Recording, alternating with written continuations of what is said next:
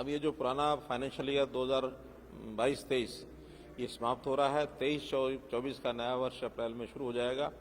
उसका जो हमने बजट भी पारित कर लिया है और साल के अंत में अभी पिछले वर्ष की जो चल रही योजनाएं उनकी समीक्षा और नए वर्ष के लिए कुछ संकल्प, इन विषयों को लेकर के डिप्टी कमिश्नर के साथ मैंने विषय रखा है। डिटेल हमारे अधिकारी बैठ के कर रहे हैं और इसमें मुख्य रूप से जो योजनाएं हमारी विशेष तौर पर नई योजनाएं पिछले वर्ष भर में हमने लागू की हैं, परिवार पहचान पत्र है, मेरी फसल मेरा ब्यौरा है, या स्वामित्व है, शहरी है, स्वामित्व ग्रामीण है, ऐसी जो भी योजनाएं हैं उन सब पर जो आने वाली कठिनाइयां हैं परिवार पहचान पत्र के समेत, उन सब कठिनाइयों को दूर करने के लिए और वार्ड लेवल पर प्रॉपर्टी आईडी है, इस प्रकार की सब समस्याओं का हल निकालने के लिए एक निर्देश दिए उनको। और खास करके जो जनता को मिलने जुलने का समय है, मिलने जुलने के समय में भी कोई कटौती ना करें। प्रतिदिन 2 घंटे जनता से मिलने का कार्यक्रम, और ये भी आज तय किया कि उन 2 घंटों में कम से कम प्रदेश स्तर से जो भी वीडियो कॉन्फ्रेंस होती हैं वो बिल्कुल नहीं किया करेंगे। 2 घंटे अपनी कोई मीटिंग नहीं करेंगे। 11 से 1 चाहे डीसीज हैं, एडीसीज हैं, एसपीज हैं, जो भी पब्लिक डीलिंग के ऑफिस हैं, वो सब 11 से 1 रोजाना पब्लिक को मिलने जुलने का काम करेंगे। और खास करके जो हमारे वर्कर्स हैं, हमारे लीडर्स हैं, उनके साथ समय पर मिलने का कार्यक्रम सुनिश्चित करेंगे।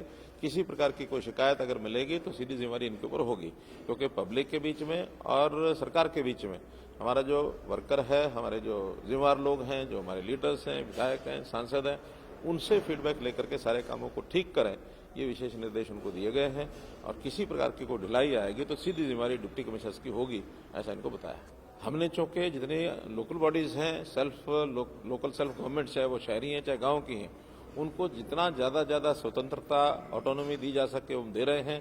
फंड्स उनके निर्धारित कर दिए गए हैं, बल्कि जो हमारे पास स्टाम्प ड्यूटी के फंड्स अभी डिस्ट्रिक्ट हेडक्वार्टर पर जितने थे, आज निर्देश दे दिया उनको कि पिछले सारे फंड्स 31 मार्च से पहले सब रिलीज हो जाएं, और आगे आने वाले जो भी इस प्रकार के पैसे हैं वो सीधे उनके अकाउंट में कैसे जाएं, इसका प्रबंध हम करेंगे। स्टेट गवर्नमेंट की ओर से जो पैसा उनको जाता है वो भी सीधा उनको जाना शुरू होगा। सेंट्रल गवर्नमेंट का पहले से ही जाता है। अपने आप इंडिपेंडेंटली सारे काम वो करें, इस नाते से उनको पूरी छूट है। कुछ योजनाएं जो एक पार्टिसिपेटरी तरीके से, एक सहयोग, एक दूसरे के सहयोग से हम करेंगे, उसमें योजनाएं ग्रामीण क्षेत्र के अंदर जैसे 75%, 25% की कुछ योजनाएं हमने बनाई हैं।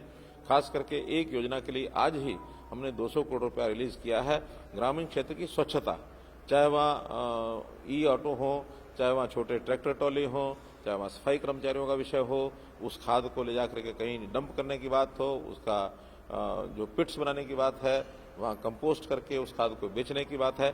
ऐसा एक प्रोजेक्ट आज मोटे रूप से एक क्लियर किया है। इसकी प्लानिंग बना करके 31 मार्च के तुरंत बाद ये 200 करोड़ रुपया जिन गांवों ने योजना बनाई उनको रिलीज हो जाएगा।